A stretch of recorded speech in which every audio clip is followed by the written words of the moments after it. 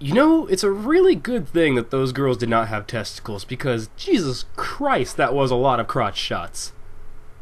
Hello everybody, and welcome to the next episode of my initial reaction series, a series where I take a look at the first episode of an anime and give my initial reactions on it. And then occasionally I decide whether or not I'm going to continue. I say occasionally because I've forgotten to do that part in a couple of my last episodes. So yeah, occasionally. This one, however, is going to be pretty tricky for me not to continue for one reason, and one reason alone. I bought the Blu-ray and DVD package. It was only like $12 on Amazon! But yes, the show of the day is Strike Witches, and my god, there's a reason why it's like really cheap on Amazon right now, I'm guessing. It's weird.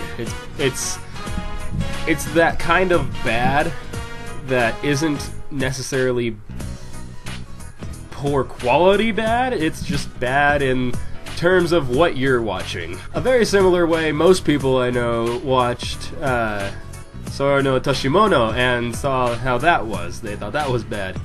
I, however, love Sora no Otoshimono. It's one of my favorite animes of all time, and I am completely okay with saying that.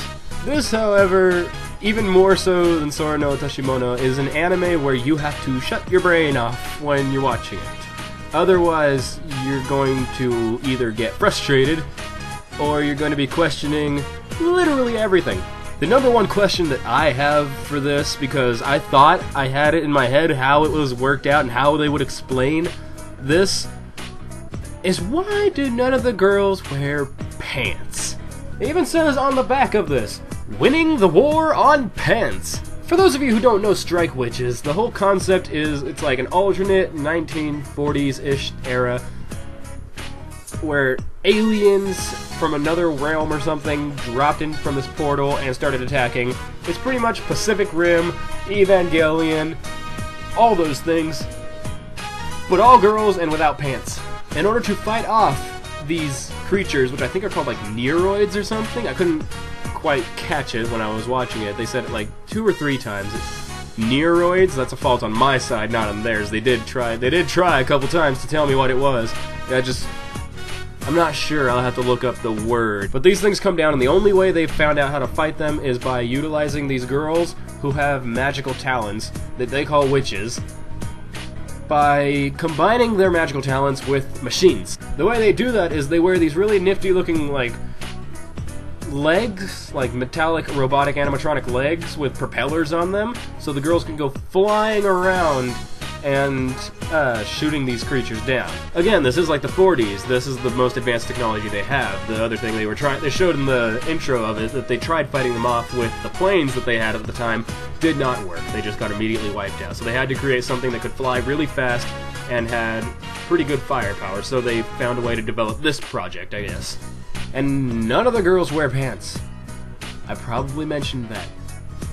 I know I mentioned that a couple times. None of the girls wear pants. Why? You see, I was thinking that it was something having to do with, like, maybe, you know, while he said in the Incredibles movie, you know, the Pixar Incredibles movie, how having a cape to get caught in a propeller and woo, go flying through. And I said, oh, these girls have, like, propellers on their robotic legs. Maybe wearing pants, they'd just go and, like, shred through. Maybe that's what it was. They didn't tell me that was what it was. I can't speak. They did not tell me that's what it was. They didn't explain it at all. They didn't explain it at all, because even it's not just these girls and these machines. The main character, what's her name? I have it written down. Yoshika, I think. She is not in this army at the beginning. She's not in the army at the end of this episode. This episode ends with a to be continued, which is not something you do on a first episode. She's not in the army. She's at school. All of her friends who are girls are in the school. None of them are wearing pants. No explanation.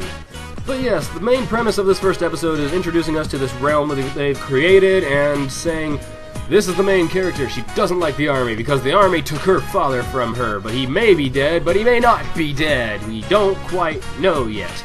And there's this military girl who knows her father from when he joined their military. And she tries to enlist the girl, but she doesn't want to because she doesn't like the military. It's really That's all, really. Apparently, the main girl, she has supreme, like, healing powers. That's her magic. She inherited that from her mom and her grandma, and she heals. That's her super magic, but she doesn't have that much control over it. And this girl from the military with an eye patch who has, like, an all-seeing forward eye who can, when she lifts it up, see, like, millions of miles ahead, which would get very painful, I would assume.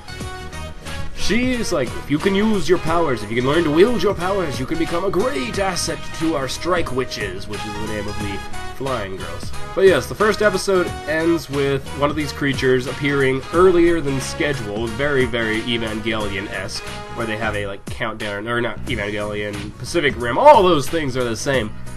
Very Pacific Rim-esque, where they have a countdown, because they've, like, mathematicianized it. It's not a verb in any way, shape, or form, but I don't math well, so that's what I'm saying it is. They figured out when they would be coming, and this one came early and is attacking, and then the ship they're on is under attack, and the girls crouch down like, ah! And that's to be continued. You don't do that in the first episode. That's not a good thing. No, you have to have, like, at least a well-rounded thing.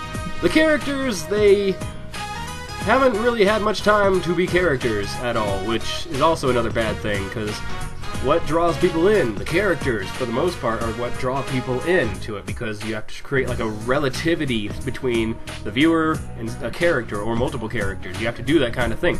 Doesn't really happen in this, because they're too busy shoving this world into your throat so you understand what's going on, but still never tell you why they're not wearing pants.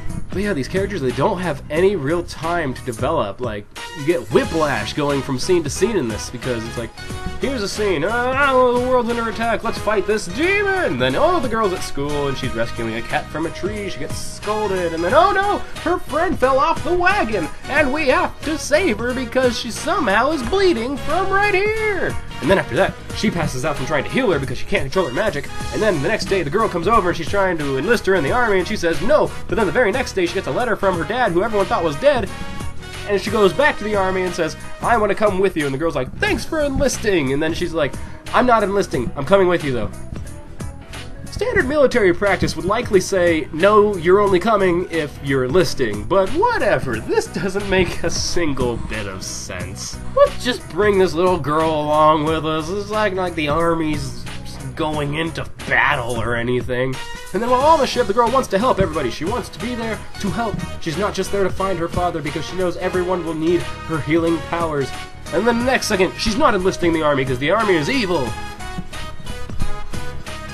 Main character girl flip-flops like 50 times in this 30-minute episode. Less than 30 minutes because there's no commercials. And it's very, very poor character development. Very, very poor. Very, very bad. The only other thing you learn about anybody is that this general girl knew the main girl's father, and that she owes him her life for some reason. So yes, it's very weak on the character front. Very, very weak from the get-go, which does not make me very hopeful. Apart from that, I can't remember the music. I honestly can't. I know there was music in there, I just can't remember any of it, which means likely didn't hit me much, because honestly I don't think that was their focus. The animation, however, is clean. It's very smooth, very clean, very pretty. The only exception is they occasionally switch to CG, which I hate it when anime does this.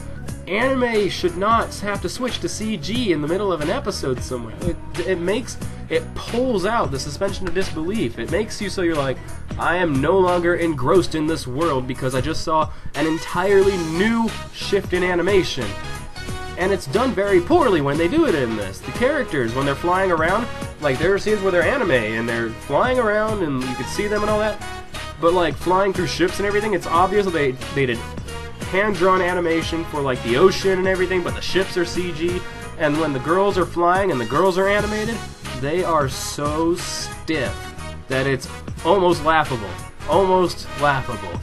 Literally, I was watching it and the girl went like this on the screen. She was like this, flying away from the screen. She went like someone had an action figure on a string. And that was pretty bad, in my opinion. Honestly, I don't really want to continue watching this, but again, I bought it, so I'm likely going to continue. watching it. I don't recommend this one. This is one that I will not recommend because honestly, as far as the first episode, you have to be able to like just grasp on to the tiniest thing if you want to like be invested in this. You have to find the tiniest thing to grasp onto because they don't give you much from the first episode. Once I finish this one, I will of course do a video on the entire first season as a whole. I know there's a second season at least. I don't know if there's a third or not. I'm surprised they got a second season. That actually gives me hope. That means maybe it gets better. But then again, look at how many seasons and episodes Ikitosen has. That's all for this video. This is actually a rather long one, but then again, when I have something to vent about, I have a lot more to say. So I hope you enjoyed this video. I don't know if there are links to the anime. I don't know if it's on Crunchyroll. I will check, and if it is, I will put the Crunchyroll link in the description. As usual, I also have my Facebook, my Twitter. I have a Tumblr, but I'm not really using it that much, but that's in the description as well. Also, Hummingbird. I have been revisiting Hummingbird a lot. If you don't know, Hummingbird is a really cool anime community website where you can... It's like Anime News Network and... oh, what's the other one? My Anime List? Yeah, My Anime List. It's like those two fused together and made something really beautiful.